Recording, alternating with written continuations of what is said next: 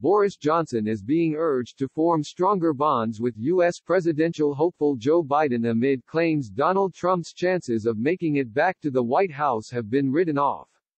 Fears are growing that Britain could be isolated by Washington if the Democratic candidate defeats Mr. Trump at the ballot box next month, and the latest polls suggest the former vice president is heading for a landslide.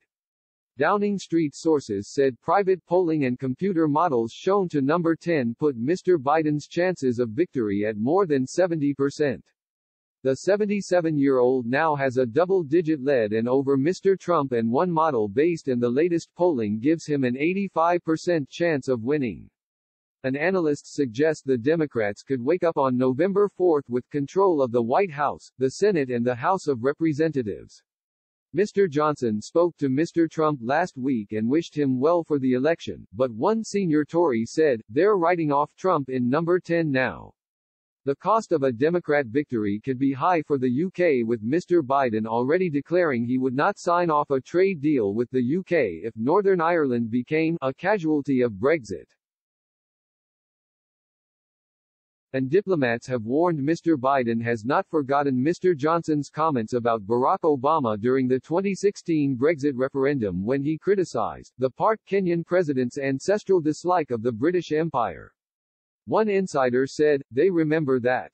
Democrats also regard Trump as appalling and disgusting, and there will be a penalty for people who sucked up to Trump. Angela Merkel didn't. Macron did and then got tough. The Democrats don't much like Brexit." British diplomats serving in Washington have also warned Mr. Biden would probably put a trans-Pacific trade deal, or even a deal with the European Union, ahead of a bilateral deal with the UK. Lord Derek, the former British ambassador in Washington, said in his recent memoir that Mr. Johnson was fascinated by Mr. Trump and saw him as a kindred spirit. But many of the Prime Minister's senior aides believe comparisons between the two are damaging, with Dominic Cummings apparently ordering ministers to publicly keep their distance from the Trump administration.